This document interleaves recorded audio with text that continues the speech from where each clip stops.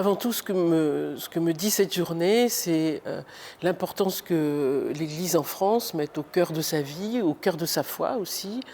Non seulement le souci, la mémoire vive, active de tous les visages des victimes d'abus et d'atteintes sexuelles commises par des membres de l'Église.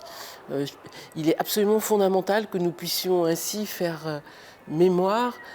du mal qui a été commis dans nos maisons, en quelque sorte, dans notre Église en France. Et faire mémoire du mal, ça n'est pas faire mémoire théorique, c'est faire mémoire des vies qui ont été brisées, qui ont été abîmées, qui peut-être le sont toujours. Bref, c'est un lieu de vigilance active pour les personnes victimes, mais aussi en termes, en quelque sorte, presque de prévention spirituelle. Donc c'est avant tout cela que m'évoque cette journée. Et la qualité de témoin, c'est d'abord cette qualité, si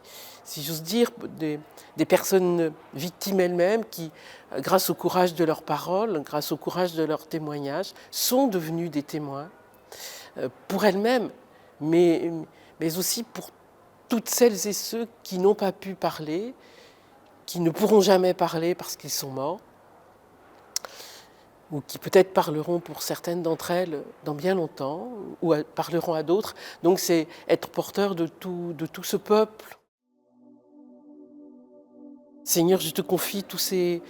visages que je connais, tous ces visages qui m'habitent, de ces personnes victimes qui me sont devenues proches, et à travers ces visages, c'est toutes celles et ceux que je ne connais pas, dont je voudrais porter au cœur de ma vie la douleur, en même temps, j'espère quelque chose de l'espoir, que leur vie, nous puissions enfin un peu la restaurer, que toi tu puisses la restaurer, Seigneur, et que notre Église aussi, ton Église, puisse prendre toutes les décisions qui s'imposent pour que plus jamais de telles douleurs, de tels scandales, de telles trahisons puissent se produire.